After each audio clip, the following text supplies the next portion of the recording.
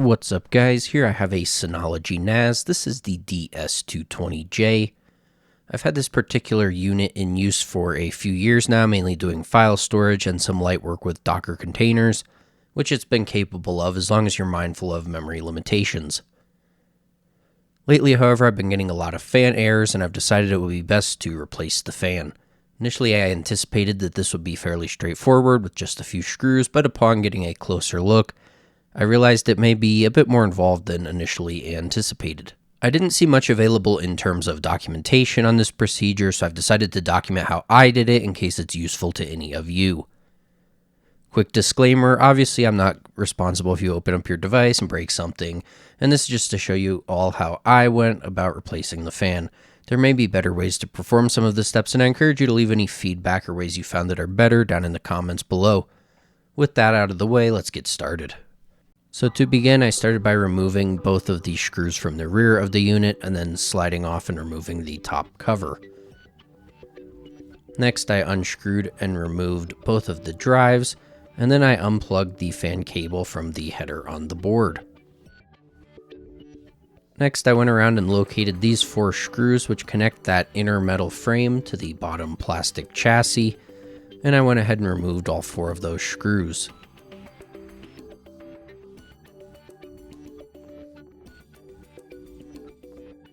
So this next step you could honestly wait on until you have access to the bottom half of the fan as well, but I began by disconnecting the top half of the fan, and you'll notice those little white posts with these little rubbery washers over top, which hold the fan in place. So I grabbed these tweezers and pried those off. So this next part you're going to want to be careful with is there's a cable connecting the power button on the front of the NAS to the main board of the NAS. So when you lift up on this inner frame, you'll just want to do that carefully so that you don't rip off the cable or anything like that. And as you'll notice here, I just lifted straight up and then kind of set it over to the side. And then I went ahead and disconnected this cable.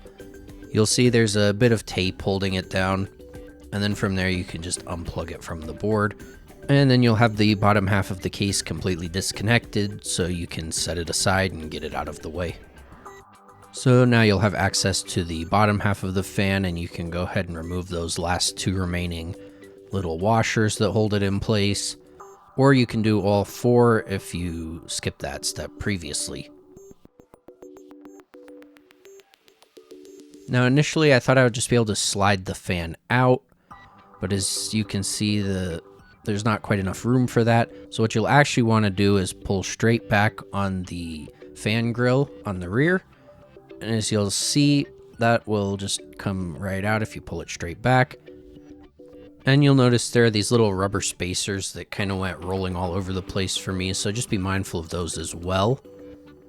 Now, when putting in the new fan, I found the easiest way to install it was to take the little rubber spacers and sort of pre-insert them ahead of time, sticking the skinny side into the holes on the fan.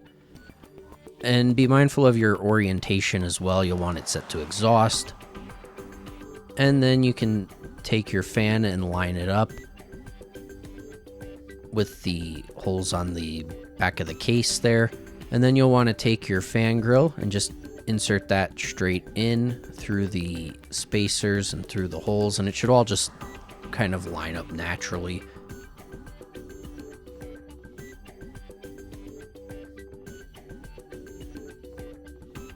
Now you'll take the little rubber washers and just press those back on. I just did this by hand. And you'll want to do that on all 4 of them, both on the top and bottom.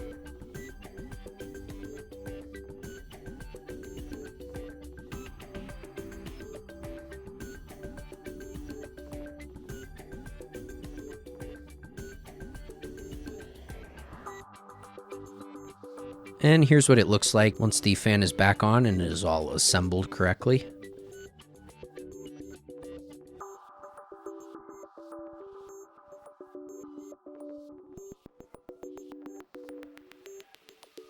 So now we can begin reinstalling everything into the case. Go ahead and take that power button cable from before and plug it back in.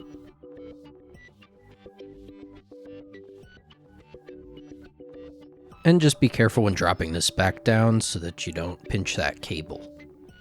Now you'll know that it is seated securely when you'll see that the metal tabs are lined up with these plastic clips on both sides of the fan, and you'll also have your screw holes all lining up properly. And then just go ahead and reinstall the 4 screws that you removed earlier.